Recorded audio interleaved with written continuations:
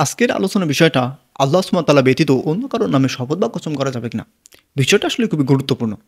কারণ আল্লাহ সুবহানাহু ওয়া তাআলা হলেন সবথেকে বড় এবং ক্ষমতাবান। যদি আপনাকে কসম খেতেই হয় তখন আল্লাহ সুবহানাহু ওয়া তাআলার নামে কসম করতে হবে।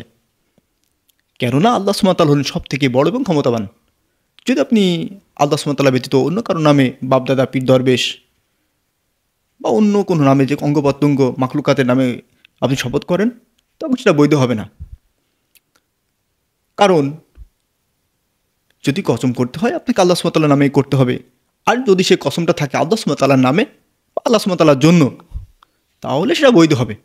কারণ আল্লাহ সুবহানাহু ওয়া তাআলা নিজেই জৈতুন, তিন, সূর্য ইত্যাদির নামে কসম খেয়েছেন।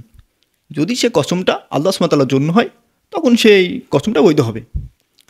আর যদি আপনি একটা হাদিস দেখেন, আর এই হাদিসটা উল্লেখ করা আছে সহিহ মুসলিমে হাদিস নম্বর 1648 নম্বর হাদিসে, এবং ইবনু মাজা হাদিস নম্বর 2095 নম্বর হাদিসে, যে এই হাদিসটি বর্ণনা করেছেন আব্দুর রহমান ইবনে সামুর রাদিয়াল্লাহু আনহু থেকে বর্ণিত, যে তিনি বলছেন, আমি রাসূল সাল্লাল্লাহু আলাইহি ওয়াসাল্লাম থেকে শুনেছি যে যদি কোনো ব্যক্তি বাপদাদা কিংবা তাগুদের নামে শপথ করে, সেই শপথ বৈধ হবে না, অর্থাৎ সে শিরক করল।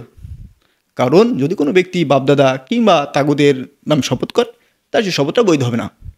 আর আরেকটা হাদিস উল্লেখ করা আছে, এই হাদিসটি উল্লেখ করা আছে তিরমিজি হাদিস নম্বর 1648 নম্বর হাদিসে, আর আবু দাউদ এই হাদিস নম্বর 2332 নম্বর হাদিসে, যে আল্লাহর নবী তিনি বলছেন, আর এই হাদিসটা বর্ণনা করেছেন আব্দুর ওমর রাদিয়াল্লাহু আনহু, যে তিনি বলছেন, আমি রাসূল সাল্লাম থেকে শুনেছি যদি কোনো ব্যক্তি আল্লাহ ব্যতীত অন্য কারো নামে শপথ করে, সেই শপথ বা কসম শিরকের অন্তর্ভুক্ত হবে।